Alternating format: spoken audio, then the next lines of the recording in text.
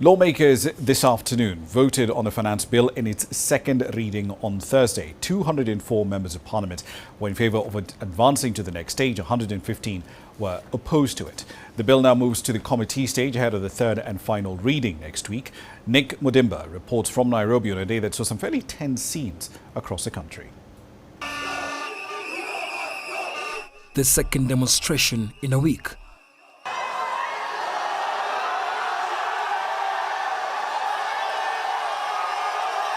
Protesters against Kenya's Finance Bill found themselves in running battles with the police as early as 11 a.m. local time. Nairobi streets were filled with demonstrators, mostly young people.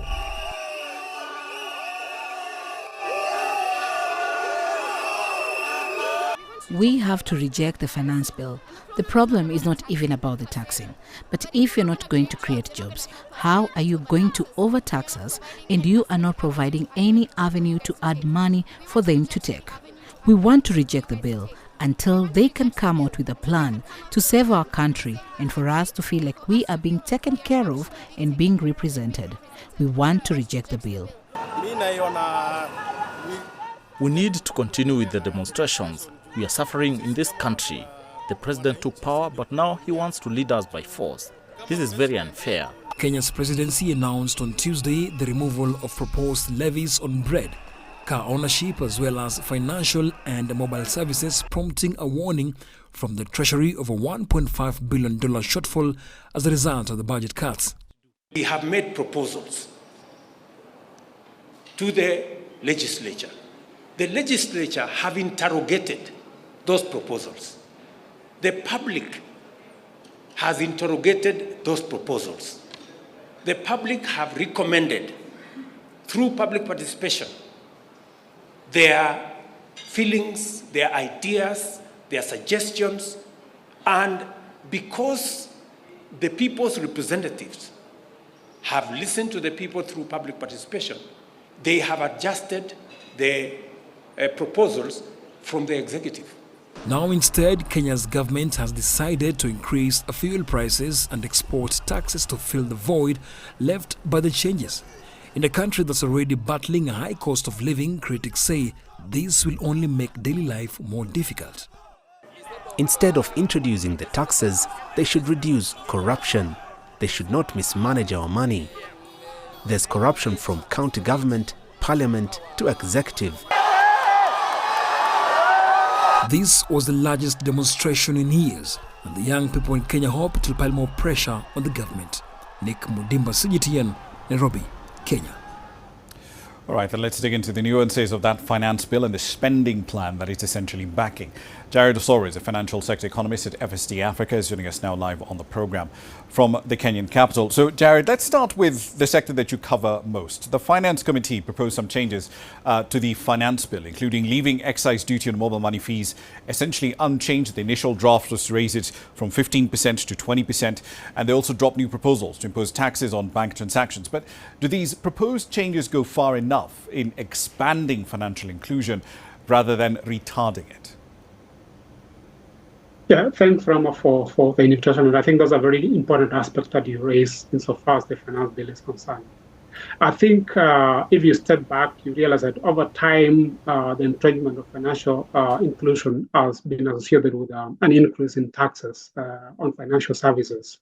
So much so that, they have been seen as a constraint to further entrenching of financial inclusion.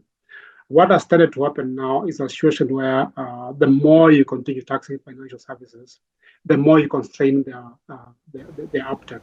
So in a way, whereas taxes alone are not really the one aspect that entrench financial inclusion, putting more taxes, especially on banking services and money transfer services, will in a way constrain financial further deepening of financial inclusion. Remember that we've had a lot of complaints in the past across the continent with regard to the cost of remittances. Now, when you start putting taxes on financial services, essentially it means that you have a symmetric of living distance. You're complaining about the high cost of transmitting money from abroad to local markets, or else you're increasing taxes in the local market that makes it very difficult for them. move money from one end of the economy to the other. So I think in a way, whereas it's just one aspect, is in a way not going to be sufficient to support financial inclusion if taxing financial services is seen as an easy revenue source. Indeed. And the claim that we've heard also in the last 24 hours from the Finance Ministry, they essentially sent this advisory note to the clerk of the National Assembly. So, look, if the tax proposals in the 2024 Finance Bill, if legislators don't approve that, they say it'll trigger a revenue loss of 200 billion shillings, roughly 1.6 or so billion US dollars. But do you agree with the arguments they're making here? It's very difficult to agree with that argument because then it premises on the assumption that increase in tax revenue is necessarily a function of increase in tax rates. Remember that, in the previous tax proposals, more specifically, you look at the Finance Act of 2023, there are a raft of tax measures that have been put in place, and yet there have been revenue shortfalls. So that basically means that increasing the tax rates alone are not going to lead into enhanced tax revenues. You have to look at the balance between how much you can raise in form of taxes to finance, public services, while at the same time you're balancing between consumption and investment. Now, if you raise tax rates to an extent of constraining consumption, I think in a way you're going to not realize the tax that you anticipated. So that argument may not necessarily be entirely accurate. Indeed, and to your point exactly, the initial revenue target they started with this time last year was 2.7 trillion shillings for this fiscal year. In tax revenue, they eventually ended up cutting that revenue target down to about 2.4 trillion about 2 months ago. One last question for you, Jared. The 2024-2025 budget has a very ambitious fiscal deficit target, about 3.3% of GDP, and an ordinary tax revenue target of 2.9 trillion shillings, roughly $22.5 billion. But given everything that we've seen in the past, right, with all the fiscal slippage, the targets are completely untethered from economic reality. What's a more realistic deficit target, given the fact that the estimates from the Finance Ministry in the past have always been wildly unrealistic? I think you're right insofar as the anticipated revenue from the taxes being very optimistic. What's very clear to me is that, this being a medium-term kind of arrangement under the IMF program, we've already seen a shift in the fiscal consolidation path. We therefore mean that the already anticipated revenue targets look extremely ambitious. What I see to be more realistic is that even if the economy is growing, if you look at the segments from which the economy is growing, you're not going to see a realistic increase in tax revenue. So like agriculture, for example, will have a lot of growth, but that's not going to translate into a massive tax yield. Yes, and if you see growth that has been characterized as robust, rising mainly from agriculture, you're not going to see much revenue rising from that.